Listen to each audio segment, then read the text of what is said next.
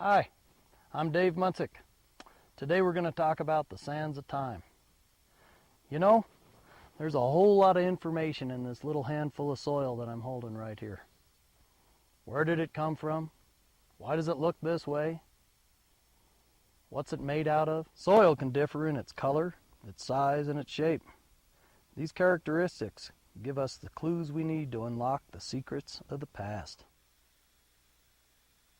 This exposed bluff from the Triassic era, when dinosaurs ruled the world, is an example of how color can tell us something about the soil.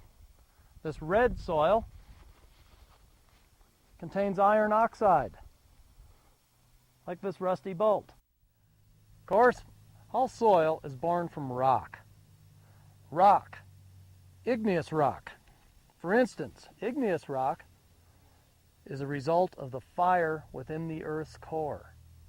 As the fire began to cool off, rocks like this granite were formed. Granite is an igneous rock. So is steamboat rock. They're the oldest rocks on Earth.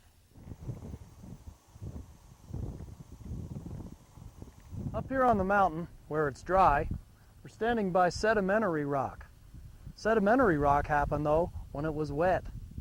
When continents flooded, little particles were deposited by the water within the floods. So this jagged rock that I'm holding looks to me like it hasn't traveled very far from its parent rock. It probably only went this far.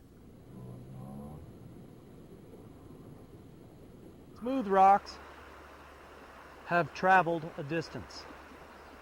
This is a piece of granite that has been tumbled in the river. Hence, it is smooth in appearance. Large particles like gravel and sand have a lot of potential energy. Sometimes they have more energy than the river. If they do, they settle out. That's why they're here in this fast water. Small particles like clay don't have very much potential energy. That's why the river wins and carries them downstream. So what happens when particles start to layer like this? White, red, white, red.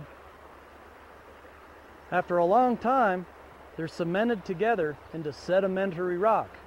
Get it? Cement, sedimentary. Cement, sedimentary.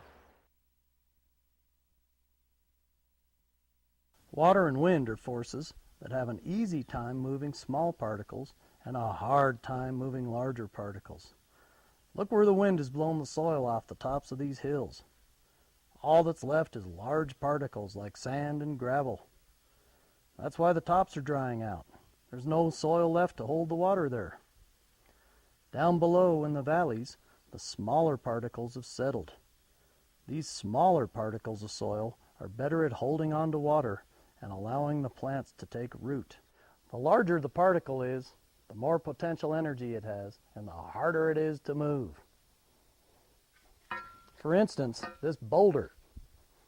I can't move it.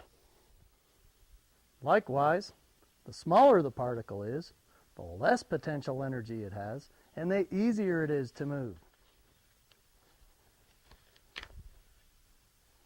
So why are these mountains here? Why are there valleys and plains? The secrets are in the sands of time. Oh no! I forgot to turn the fire down. Darn convection currents made my noodles boil over. What's a convection current?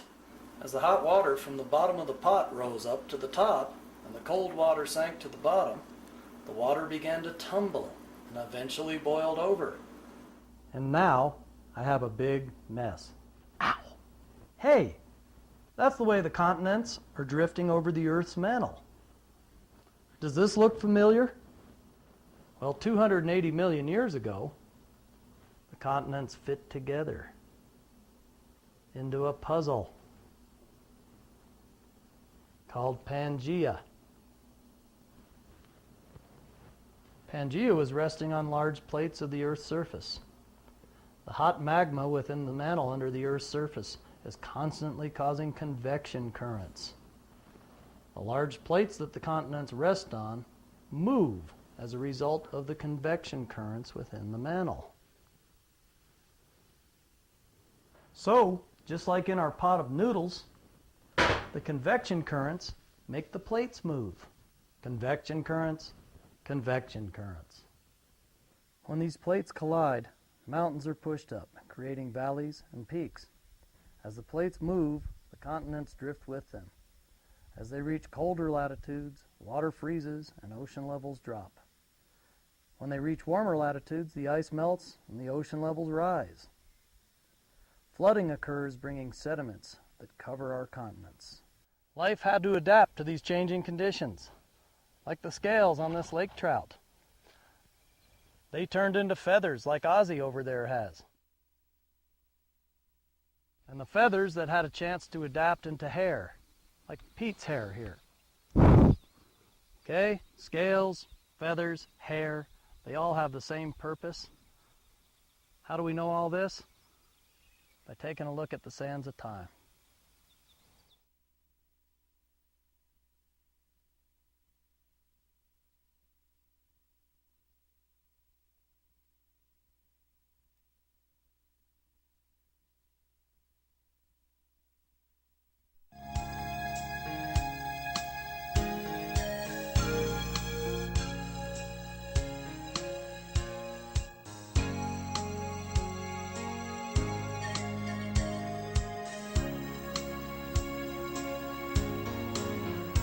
It was long before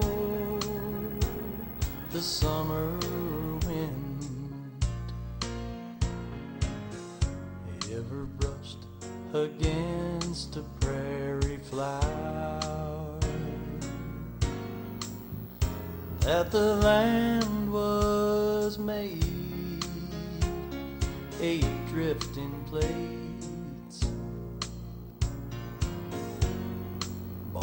as the sons of the earth and fire. Granite gypsies, off they went to travel the oceans far and wide, and on their journey they were changed, their stories hidden in the sands of time.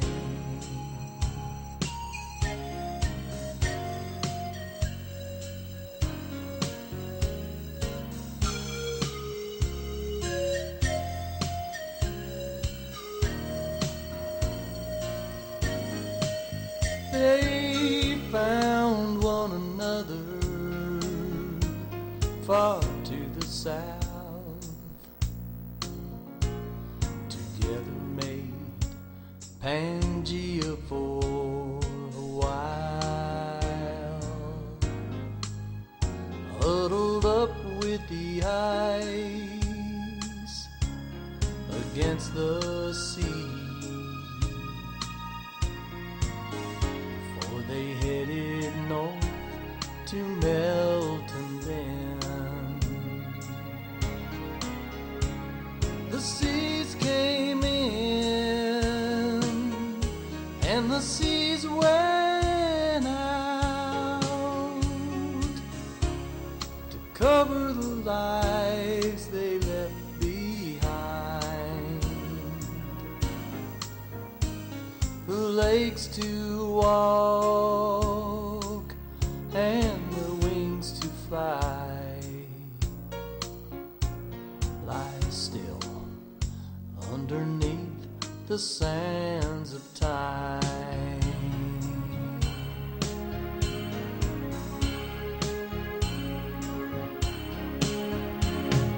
Eight big floods came up and they all went under.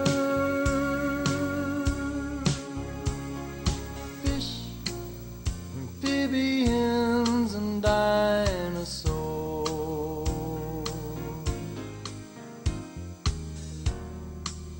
jungles of life tangled up in summer.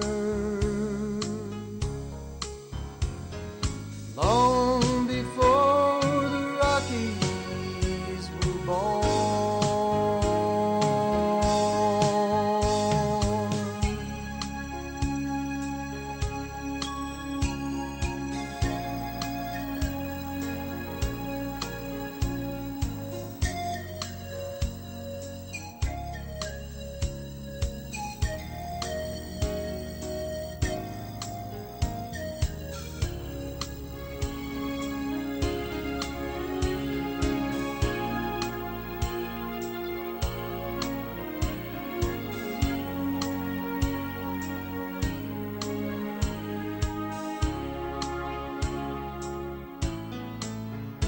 Now the swamps and the trees lie beneath the grass in deserts where the dinosaurs were king. And as the gypsies meet and the mountains rise, changes show up in everything. Cloven hooves and packs of wolves are crossing the land where the sea's gone dry. But there'll come a day they'll disappear and be secrets hidden